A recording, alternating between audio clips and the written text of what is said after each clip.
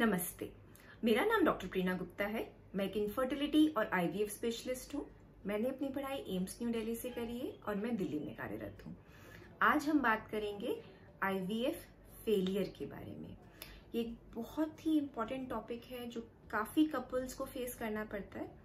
हम जानेंगे कि जब आपका आईवीएफ फेल कर जाए तो उन शुरुआती दिनों में हम क्या करें, इसको कैसे हैंडल करें और आगे का ट्रीटमेंट हम कैसे प्लान करें। तो चलिए स्टार्ट करते हैं।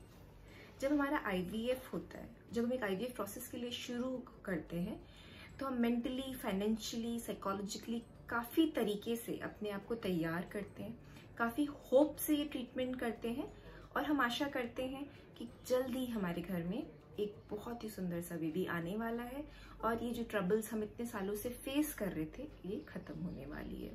तो फिर जब ये बीटा-एचसीजी की वैल्यू आपकी लेस देन 5 आती है तो डेफिनेटली ये हार्ट ब्रेकिंग होती है। जब ये वैल्यू नेगेटिव आती है तो ये सच में दिल तोड़ देती है। जब हमारा बीटा-एचसीजी की वैल्यू आती है, अगर आपने पर्टिकुलर डे जिस दिन आपके डॉक्टर ने आपको ये वैल्यू करने को करी है उस दिन आपने कराई है और ये नेगेटिव आई है तो फर्स्टली इसको रिपीटेडली बार बार मत कराइए। इसका कोई फायदा नहीं है। अगर इम्प्लांटेशन होना होता है तो उस समय तक हो जाना चाहिए था और बीटा-एचसीजी की वैल्यू पॉजिटिव आ जानी चाहिए थी। तो ये नेगेटिव आ गया है, इसका मतलब हमारी मेडिसिन अब हमें छोड़ देनी है। हमें आगे अपनी मेडिसिन अभी आईवीएफ की कंटिन्यू नहीं करनी है। ज़रूरी है जैसे ये रिपोर्ट आए अपने डॉक्टर को आप बताइए और उनके साथ डिस्कस करके मेडिसिन स्टॉप करिए। एक फीलिंग जो हमारे पास जब हमारा आईवीएफ फेल आता है, either we start feeling guilt. हम सोचने लगते हैं कि शायद हमने कुछ गलती करी, हमने प्रॉपरली दवाइयाँ नहीं ली, हमने प्रॉपरली खाना नहीं खाया, या फिर हमने कुछ गलती हो गई, हम नहा लिए, हम सीढ़ियों पर चली, हमने काफ़ी चीज़ें जो जैसे लोग कहते हैं वैसे नहीं करा, इसलिए हमारा आईवीएफ फेल हो गया। तो ये गिल्ट हमारा सबसे बड़ा गलत चीज़ है। कभी भी गिल्ट मत रखिए।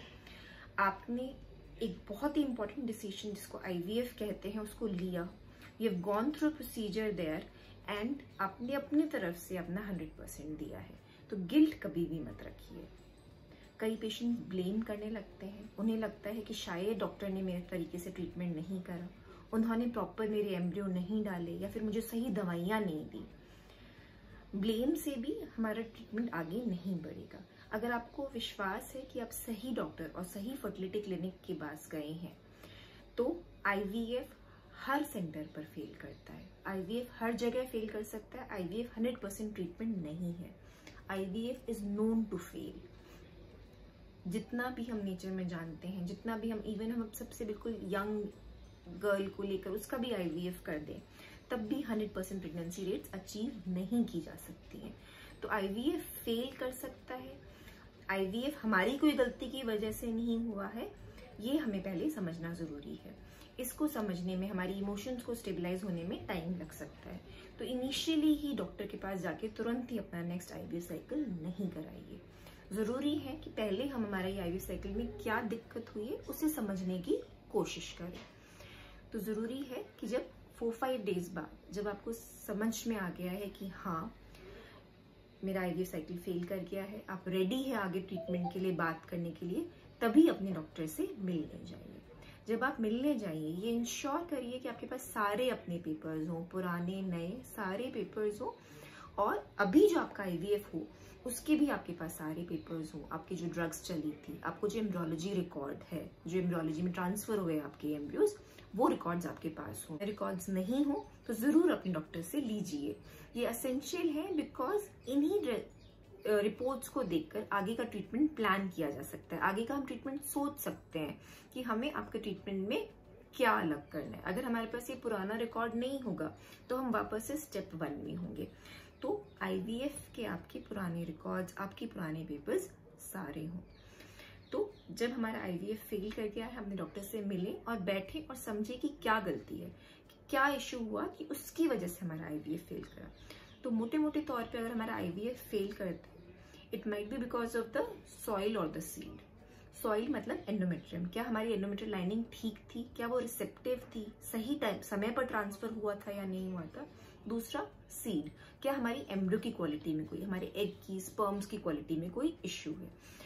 ये चीजें अगर हमें पता होती हैं, अगर हमारे एग क्वालिटी में कोई, क्योंकि जब हमारा पिकअप होता है हमारे एग्स देखे जा रहे हैं, तो अगर कोई एग क्वालिटी में इश्यू डॉक्टर को नजर आ रहा है तो आपको जरूर बताएंगे। कोई स्पर्म क्वालिटी में इश्यू है कि स्पर्म्स में नंबर्स में मोर्फोलॉजी में कोई इश्यू है, उसकी वजह से फेलियर हो रहा है, तो वो आपको बताएंगे। यूजली अगर एग एंड स्पर्म्स दोनों ठीक होते हैं तो एम्ब्रियोज ठीक ही बनते हैं, एम्ब्रियो क्वालिटी में इश्यू नहीं आना चाहिए। लेकिन अगर मान लीजिए हम नेक्स्ट IVF के लिए बात करें तो हाँ, हमें पता है कि अगर हमारा Day 3 ट्रांसफर हो तो शायद अब हम Day 5 एम्ब्रियो या ब्लास्टोसिस्ट एम्ब्रियो के बारे में सोचेंगे। उसके बाद सॉइल, हमारा एंडोमेट्रियल रिसेप्टर, क्या हमारी एंडोमेट्रियम रिसेप्टिव थी नहीं है? जिस दिन हमारा पर्टिकुलर डे ट्रांसफर किया था वो सही टाइम था या नहीं था? यूजली अगर आपका अल्ट्रासाउंड एक अच्छे फर्टिलिटी सेंटर में हो रहा है, जो अल्ट्रासाउंड अच्छे से देख रहे हैं, तो अगर यूट्रस में कोई फिजिकल इश्यू है, यूट्रस में कोई लाइनिंग में, कोई कलर फ्लो में, ब्लड फ्लोज में कोई इश्यू है, या फिर उनके स्ट्रक्चर में कोई इश्यू है, तो वो doctor fertility specialist usually miss नहीं करते अनलेस वो बहुत ही माइनर इश्यू है। 99% यूजुअली एक अल्ट्रासाउंड, एक अच्छे अल्ट्रासाउंड में कुछ यूट्रस में इश्यूज होते हैं तो पिक हो जाते हैं।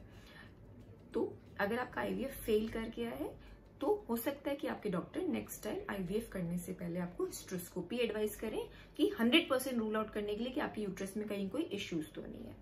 फिर एक टेस्ट आता है जिसको हम एंडोमेट्रियल रिसेप्टिविटी ऐसे कहते हैं, वो देखने के लिए आप एंडोमेट्रियम रिसेप्टिव है या नहीं। ये टेस्ट कुछ ही पेशेंट्स में इसकी मान्यता है, इसकी वैल्यू है। ऐसा नहीं है कि आपका फर्स्ट IVF फेल करा है तो आपको सबको एरा टेस्ट कराना है। इसकी need depending on your physicians ability की, हाँ उनको लगता है तो जरूर वो एडवाइस करेंगे, लेकिन अगर नहीं नीड है तो इससे आपकी प्रेगनेंसी रेट्स नहीं बनेंगी। कई बार हमारी एंडोमेट्रियम भी अच्छी होती है, एम्ब्रियो क्वालिटी भी अच्छी होती है और आपके डॉक्टर बोलते हैं हमें नहीं पता चल रहा कि क्या प्रॉब्लम है। तो ये हमें इसलिए नहीं पता क्योंकि हर चीज नेचर में 100% नहीं पता, साइंस को हर चीज 100% नहीं पता। कई चीजें हैं जो हमसे छुपी हुई हैं जिनका हमें कुछ नहीं पता है।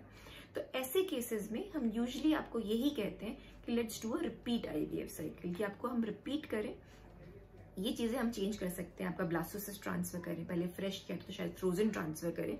We might change the parameters to see what's happening, but कई बार हमें कुछ आंसर्स नहीं मिलते और हमें ये लगता है कि अगर हम आपको बार बार IVF के चांस देंगे तो आप स्टेटिस्टिकली आपके प्रेगनेंसी रेट्स अपने आप ही बढ़ जाएंगी।